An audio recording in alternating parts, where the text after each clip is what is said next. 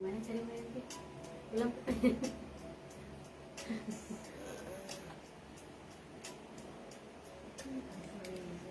Nanti kita masuk Mutia. Apa sih yang kita ambil makna apa setelah terjadinya perceraian? Makna yang bisa kita ambil di sini. Mungkin untuk sama-sama kembali ke diri. Itu sih ternyata itu ya. Biasanya soalnya koreksi diri Koreksi diri itu bagaimana cara bahagia dan tetap percaya diri setelah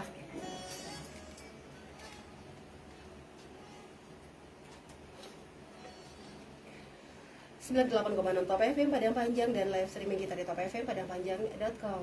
Top Mania masih kita lanjutkan di dialog interaktif hari ini bersama LK3 Raudah Kota Padang Panjang, Lembaga Konsultasi Kesejahteraan Keluarga di bawah naungan Dinas Sosial P2KB P3A Kota Padang Panjang. Lanjut, kita masih bersama Mbak Mutia berbincang saat ini ada apa setelah perceraian. Top Mania tadi panjang lebar juga Mbak Mutia menjelaskan kepada kita ya tentang terjadinya perceraian, ya sang suami seperti apa, istri seperti apa, terus dampaknya memang anak-anak ke anak-anak. Nah, apalagi kalau pemicunya adalah tentang perselingkuhan ya. Nah, berbicara persiapan dari seorang pria ataupun seorang wanita apabila mereka ingin setelah perceraian membangun keluarga kembali, Mbak Mutia. Tapi ada bonus nih. Bonusnya dapat satu beli satu dapat dua, beli satu dapat tiga, beli satu dapat empat. Nah ini sebenarnya kan butuh persiapan mental dan diri untuk yang menerima. Nah, dan untuk yang beli satu gratis dua. Betul. Masih mending gratis dua, men. Ini beli satu gratis 4. Siapkah gitu? Nah, namanya kita ya, untuk memutuskan berkeluarga lagi, sebelum kita memutuskan untuk menikah, pasti kita akan cari tahu dulu. Ini bagi para bapak-bapak atau pria di luar sana gitu ya. Saya nggak mau nih nikah kalau seandainya saya mau nikah sama kamu tapi nggak mau ada anak-anaknya. Perempuan ayo mikir. Jangan mikir cinta terus. Kita sebagai perempuan juga harus bijaksana di situ. Anak kita mau kita kemanain? Kirim ke orang tua. Orang tua udah susah ngegedein kita. Sekarang kita ngasih anak baru. Jadi harus berpikir dengan logika juga kita perempuan, Mbak. Jangan perasaan terus yang kita pikirkan, tapi ayo logika juga. Kalaupun seandainya ada orang yang bilang seperti itu, menurut saya ya udah nggak usah dilanjutin. Kasihan anaknya. Jangan pikirkan hanya diri sendiri aja. Saya juga ada di dekat saya yang sekarang lagi kayak gitu. Tapi dia beruntungnya si mantan suaminya dia nggak mau anaknya sama istrinya. Jadi suaminya ini yang ngebawa anaknya semua. Tapi tidak menutup kemungkinan si anaknya tetap main aja sama ibunya. Cuman kalau pulang ke rumah bapaknya, bukan ke rumah ibunya. Kalau itu oke. Karena dia takut katanya, soalnya takut anaknya kenapa-napa dengan pria lain, dengan ayah barunya. Karena kan kita nggak pernah tahu dia seperti apa. Itu kan tergantung kebijakan dari masing-masing orang. Karena balik lagi Mbak Yanti, kalau ketika seperti itu sebenarnya setelah perceraian itu nggak ada yang indah Mbak Yanti. Apalagi awal-awal jeleknya semua. Iya, beruntung saya sering lihat di TikTok tuh, walaupun saya jadi janda, saya banyak duit. Iya, tapi kan hati. Iya, betul. Anak. Walaupun kita belikan anak barang mewah dan segala macam, yang dibutuhkan anak kan bukan itu, tapi kasih sayang, kasih sayang orang tuanya. Apalagi kita memang benar-benar memutuskan komunikasi, sangat disayangkan. Yang namanya perceraian cukup kita saja, tapi bukan anak-anak. Jadi tetap Mbak Yanti, bagaimanapun perceraian anak yang jadi korban. Nggak pernah istri atau suami yang jadi korban. Karena mereka mencari yang jeleknya, pembenaran. Benar, mereka mencari pembenaran. Mungkin kita udah banyak melihat di sini kan Mbak Yanti. Nah, balik lagi tadi. Ini gimana nih? Beruntung kalau seandainya yang namanya kita mau menikah, apalagi dengan orang baru, ternyata beli satu gratis dua ya, atau beli satu bonusnya 4 gitu ya. Berarti kita harus siap. Yang kita kasih makan bukan hanya 1, tapi 5. Yang kita kasih pendidikan bukan hanya 1 tapi 5. Belum lagi dari kitanya, mungkin kita juga dulu juga udah punya anak, berarti nambah. Iya. Nambah lagi yang mungkin anaknya sama istri sebelumnya 3, yang sama istri yang akan mau menikah 4, berarti 7 orang. Jadi itu tetap tanggung jawab kita loh. Itu bukan tanggung jawab siapa-siapa, tanggung jawab kita. Mungkin tadi Pak Jub juga udah menjelaskan masalah tanggung jawab untuk pemberian nafkah dan segala macam. Apalagi orang baru, untuk Bapak jangan putus nafkah untuk anaknya. Mungkin untuk istrinya dia enggak lanjut, tapi untuk anak-anak jangan pikirkan gara-gara mungkin nih, mohon maaf, misalnya Mbak Lili atau saya berpisah, terus karena kita kerja, oh dia kok udah kerja, duitnya udah ada, ngapain harus saya kasih? Salah, kita nggak butuh dikasih, anak kita yang butuh. Kalau kitanya enggak, tapi anaknya. Jadi jangan pikirkan hanya sekedar istri terus, suami terus, tapi anak. Pikirkan anak gitu. Apalagi kalau seandainya usia pernikahannya baru gitu, terus tiba-tiba udah minta cerai, anak masih umur 2 tahun, 4 tahun, saya aja anak saya sekarang umur 2 tahun, kalau kemarin pergi kan Mbak Yanti nanya bapaknya, ayah kemana ya? Kok ayah nggak ikut? Ayah kemana? Ayah Apalagi kerja. anak-anak sekarang pintar-pintar. Pintar-pintar. Ini anak saya 2 tahun loh Mbak Yanti, dia nanya, karena saya pergi kemarin sebentar, dia nanya, ayah kemana ya? Walaupun kita bilang ayah pergi, nggak mungkin kita jelasin ke anak 2 tahun, ibu sama bapak cerai nak, kan nggak mungkin. Iya, mereka nggak tahu. Nggak tahu cerai apa sih bu, apa sih mah, ya cerai, kan nggak mungkin, kan lucu kalau kita jelasin. Nah, jadi itu sih Mbak Yanti, kalau menurut saya yang harus dipersiapkan itu adalah diri kita. Jangan pikirkan kita nikah lagi berarti tanggung jawab kita yang di belakang udah nggak perlu lagi. Betul. Itu salah. Itu ada. Hak anak kita ada di situ. Jadi jangan bagi pun calon istri, ya calon istri bagi si bapak nanti harus tahu juga dia masih ada tanggung jawab. Jadi jangan salahkan kalau seandainya ada sedikit rezeki, si bapak mungkin ada ngasih sedikit anak, yang jangan disalahkan. Yang paling penting satu, jujur si bapaknya. Bapaknya ngomong sama istrinya, Bu, saya ada rezeki sedikit, saya mau kasih anak saya yang di situ. Yang di sini juga saya kasih. Adil. Terbuka. Iya, terbuka. Karena apa? Yang namanya kita berkeluarga baru, ada anak juga yang baru, pasti itu akan jadi masalah baru. Benar. Bukan masalah. Jadi nggak ada yang indahnya. Kehidupan ini kalau misalnya kita jalani semuanya, ya gimana ya? Harus kitanya sendiri. Betul. Siap nggak gitu kita menghadapi semuanya. Betul. Nah, mungkin menurut saya lebih ke dirinya masing-masing Mbak Yanti. Jadi setiap kita itu berbeda cara penyelesaiannya. Nggak ada yang sama. Nggak ada yang, kalau saya ada masalah, saya mungkin lebih ke makan misalnya. Kalau saya terlihat dari bodinya gitu ya. Aduhai gitu ya. Saya mungkin kalau stres atau ada pikiran dan segala macam, bukan malah nggak mau makan, tapi semua makanan enak menurut saya. Tapi ada juga sebagian orang yang kalau memang stres, dia makan nggak keluar dari kamar. Betul. Makan nggak mau, semua nggak mau, tapi kurus juga nggak mau. Ada. Memang udah bawaan kali Udah ya bawaan. ya. Benar. Ini selingan sebenarnya ya. Biar kita nggak terlalu tegang nih. Masalahnya Betul. masalah perceraiannya agak serius, dari tadi benar. serius gitu. Iya, betul. Makanya saya buat selingan. Mbak Mutia, Ya. apa sih kalau misalnya setelah bercerai, makna apa sih yang harus kita ambil di sini, baik pria ataupun wanita?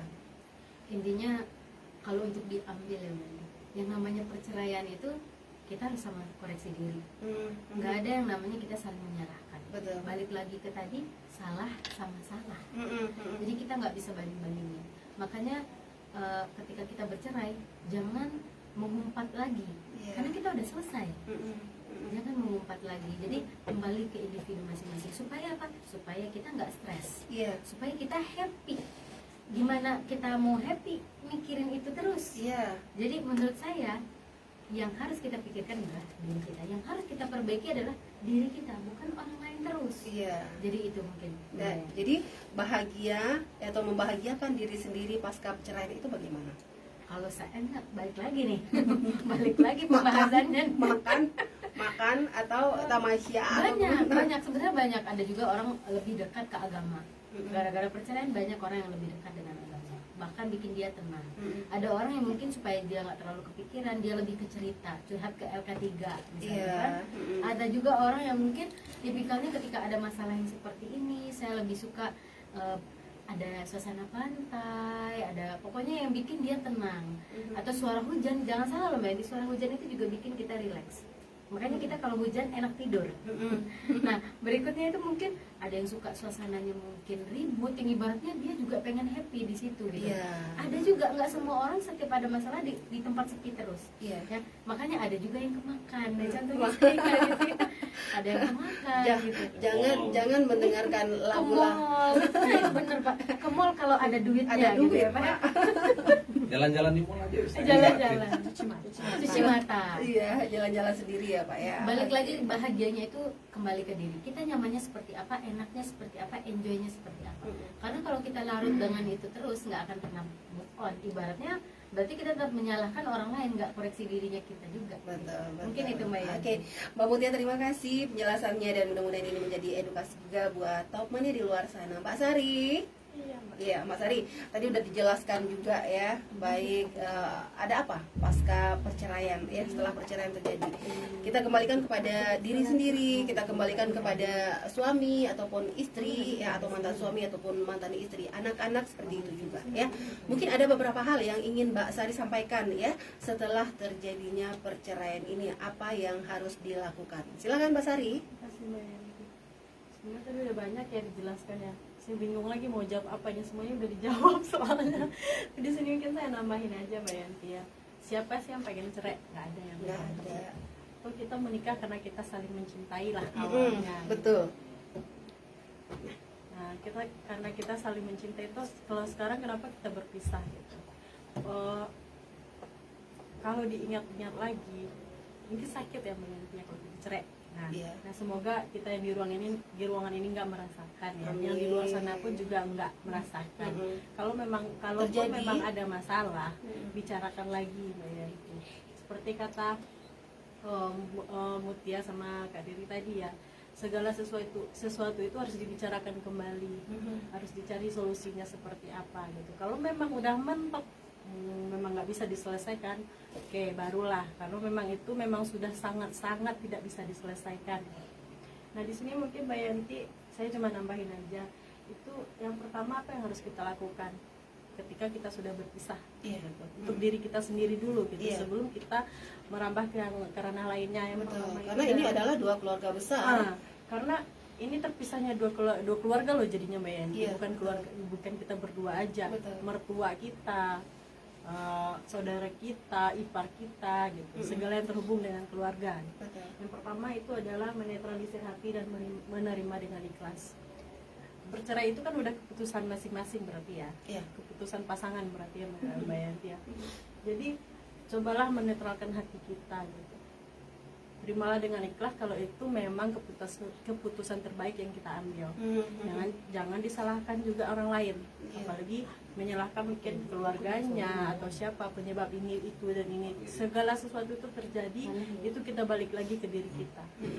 Terus yang berikutnya adalah alihkanlah pikiran dan energi kita untuk melakukan kegiatan positif seperti yang dikatakan tadi, jalan-jalan kah, makan, mau shopping, mau jalan-jalan, mau apa gitu. Berarti healing diri sendiri dulu ya. Sendiri dulu.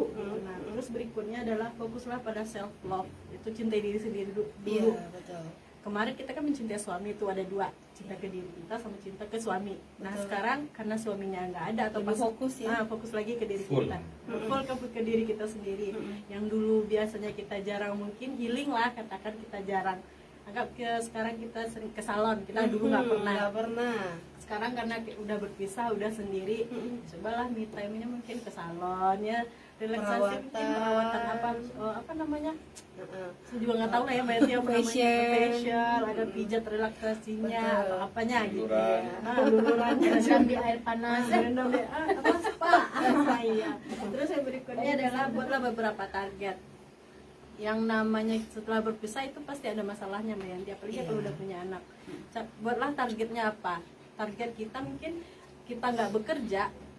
Nah di sini susahnya kan kalau pasangan tidak bekerja, tapi nanti dia berpisah gitu. Nah, cobalah bikin target mungkin kita untuk bekerja. Carilah pekerjaan yang sesuai dengan kemampuan kita, atau kita sendiri menciptakan lapangan kerja. Terus yang kedua, target untuk anak. Pendidikan anak itu bagaimana? Pengasuhan anak itu bagaimana? Buatlah targetnya itu. targetnya yang kecil-kecil aja dulu, nggak usah yang besar-besar gitu. Nah, nggak usah dulu memikirkan nanti setelah bercerai langsung nikah. Jangan itu dulu dipikirkan. Pikirkan Dendam dulu. nih kayaknya ya. Kalau dendam tapi nikah. Saya dapat yang gagah dari kamu, Wah, cantik iya, dari kalau kamu. bisa yang duitnya banyak ini. Terus yang berikutnya adalah siapkan ekspektasi. Nah, ekspektasi ini yang paling sulit ya Mbak Yanti ya. Karena kadang kita berpikir nanti setelah bercerai mungkin gitu ya, oh, saya akan dapat yang seperti ini. Kalau dapat pasangan nanti gantinya, oh saya cari yang ini, cari yang itu. Nanti kalau kerja saya begini begitu. Iya, udah diharapkan Nah, targetnya, ternyata tidak targetnya sesuai. udah ada nih fokusnya, ternyata nggak sesuai. Siapkan lagi mental kita. Nanti kita malah tambah down ya Mbak Yanti ya ceritanya gitu.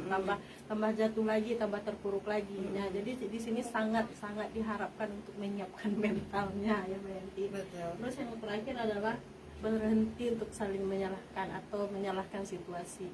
Nah, di sini kan kita gini, menurut si istri suaminya lah yang salah, menurut si suami istrinya lah yang Iya, salah. udah pasti itu saling menyalahkan. Nah, udah saling menyalahkan karena sudah begini makanya kita cerai. Nah, itu nanti ke anaknya yang ngomong, bapak kamu tuh makanya kayak gini gitu Iya, kan. apalagi kalau misalnya orang Minang itu jangan kayak gitu. Iya, kebanyakan kan kayak gitu. Iya. Nah, cobalah jangan menyalahkan situasinya. Kita balik lagi seperti kata Mbak Mutia tadi, self reminder kita, Iya. balik lagi ke kitanya.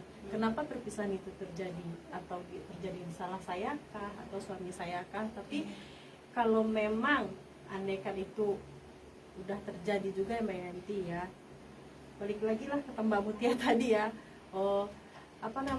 koreksi diri. Iya. Nah, koreksi diri ini sangat penting, sangat perlu Mbak Yanti, karena dari situ kita belajar untuk kedepannya bagaimana. Karena kalau kita nggak koreksi diri, kita nggak tahu salah kita apa. Nah, kita hanya fokus menyalahkan orang lain. Jatuh handphonenya yang disalahin orang lain. Nah, kayak gitu. Iya. Itu hal kecil aja Mbak Yanti ya. Mungkin itu aja Mbak Yanti. Baik, terima kasih Mbak Sari ya. Teman-teman yang masyarakat Kota Padang Panjang, di sore hari ini ya, dialog interaktif kita bersama LK3 Raudah Kota Padang Panjang dengan tema hari ini adalah ada apa setelah perceraian. Tentu para rumah tangga di luar sana tidak menginginkan juga ya. Cuma kita di sini berbicara karena banyaknya konflik saat ini terjadi perceraian. Apa persiapan dari masing-masing pribadi, baik sang pria ataupun wanita setelah perceraian, apa yang harus mereka lakukan, apa yang harus mereka hadapi sebenarnya ya, persiapan seperti apa untuk nanti kalau seandainya ada orang baru yang akan masuk ke hatinya kembali ya. Di sini kita tarik kesimpulan di tema kita hari ini, temannya ada masyarakat Kota Padang Panjang ya.